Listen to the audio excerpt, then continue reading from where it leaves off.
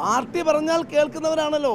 അതുകൊണ്ടാണല്ലോ ഈ കരുവന്നൂരിലെ ബാങ്ക് കൊള്ളയായാലും സഹകരണ ബാങ്ക് കൊള്ളയായാലും CPM-ന് ഒരു നിർദ്ദേശം കൊടുത്താൽ അത് ബാങ്ക് കൊള്ള ചെയ്യാനും അഴിമതി നടത്താനും അഴിമതി മൂടി വയ്ക്കാനും അഴിമതി നടത്തിയവരെ സംരക്ഷിക്കാനും അത് ന്യായീകരിക്കാനും എല്ലാത്തിനും CPM-ന് അവരുടേതായ ഒരു ചട്ടക്കൂടുണ്ട്. പാർട്ടി കൃത്യമായി ഒരു നിർദ്ദേശം കൊടുത്ത് പാർട്ടി നേതാക്കന്മാരെ സംരക്ഷിക്കാൻ, പാർട്ടി നേതാക്കന്മാരെ ED അറസ്റ്റ് ചെയ്യാതിരിക്കാൻ, കേസുകളിൽ നിന്നും രക്ഷപ്പെടാൻ വേണ്ടി തങ്ങളുടെ കേഡർ വോട്ടുകൾ BJP-ക്ക് കൊടുക്കാൻ വേണ്ടി CPM തീരുമാനിച്ചാൽ ആ തീരുമാനം നിമിഷങ്ങൾക്കുള്ളിൽ നടപ്പിലാക്കും.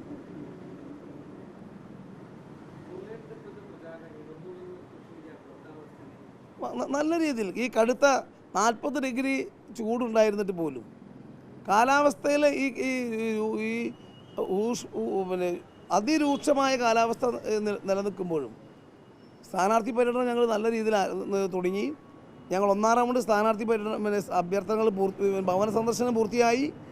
ഞങ്ങളുടെ സ്ഥാനാർത്ഥി പര്യടനം നടക്കുന്നു. 2-ാം റൗണ്ടിലേക്ക് ഞങ്ങൾ കടക്കുകയാണ്. ആശംസാ കാർഡുകൾ ഞങ്ങൾ വീടുകളിൽ മുഴുവൻ എത്തിച്ചു. സ്വാഭാവികമായും ഇനിയും ദിവസങ്ങൾ സെക്കൻഡ് റൗണ്ടിലാണ് കേരളത്തിലെ ഇലക്ഷൻ എന്നുള്ളത് കൊണ്ട് ഞങ്ങളുടെ പ്രവർത്തനം ഇപ്പോൾ വളരെ സിസ്റ്റമാറ്റിക്കാണ്, ഒരു ചിട്ടയോടുകൂടിയാണ് നടക്കുന്നത്. വളരെ സിസ്റ്റമാറ്റിക്കായി തെരഞ്ഞെടുപ്പ് പ്രവർത്തനം നടത്തുന്നു എന്നുള്ളതാണ് UDF-ന് ഏറ്റവും വലിയ ആത്മവിശ്വാസം. ഇപ്പോൾ നിങ്ങൾ കണ്ടൊരു കാര്യമാണ്, ഇന്നലെ UDF-ൻ്റെയും NDA-യുടെയും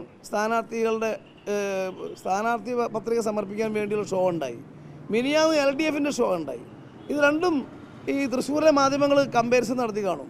നിങ്ങൾക്ക് ബോധ്യമാകും UDF-ൻ്റെ ആവേശം എത്രമാണെന്ന്. വളരെ താഴെ തലത്തിൽ പ്രായം ചെന്ന ആളുകൾ പോലും ഈ ഉഷ്ണം വകവയ്ക്കാതെ ഫീൽഡിൽ ഇറങ്ങുകയാണ്. അതുകൊണ്ട് UDF മുൻപ് ഇപ്പോൾ ഞാനൊക്കെ മത്സരിച്ച കഴിഞ്ഞ തെരഞ്ഞെടുപ്പിനേക്കാൾ അത്യാവശ്യത്തോടു കൂടിയാണ് ഫീൽഡിലുള്ള UDF-ൻ്റെ പ്രവർത്തനം.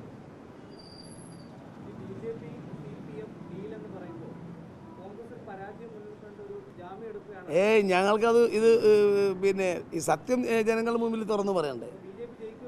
ഒരു കാരണവശാലും തൃശ്ശൂരിൽ BJP ജയിക്കില്ല, LDF ജയിക്കില്ല, ഞങ്ങൾ കോൺഗ്രസ് ജയിക്കും. തൃശ്ശൂരിലെ സോഷ്യൽ സാഹചര്യം, വോട്ടറിൻ്റെ സാഹചര്യം അറിയുന്ന ആൾക്കറിയാം.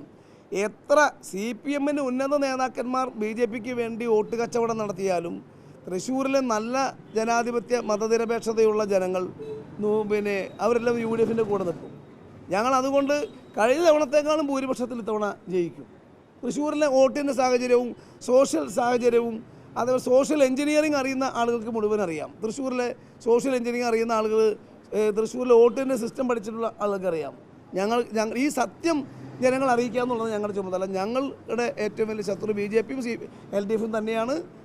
BJP-യെ തോൽപ്പിക്കാൻ കോൺഗ്രസ്സിന് മാത്രമേ കഴിയൂ എന്ന് തൃശ്ശൂരിലെ ആളുകൾക്കറിയാം. അതുകൊണ്ട് കഴിഞ്ഞ തവണത്തേക്കാൾ ഞങ്ങളുടെ ഭൂരിപക്ഷം വർദ്ധിക്കും. തൃശ്ശൂരിൽ CPM BJP-യുമായി ഡീല് നടത്തുന്തോറും ഞങ്ങളുടെ ഭൂരിപക്ഷം വർദ്ധിച്ചുകൊണ്ടിരിക്കും. UDF-ൻ്റെ ഭൂരിപക്ഷം വർദ്ധിച്ചുകൊണ്ടിരിക്കും.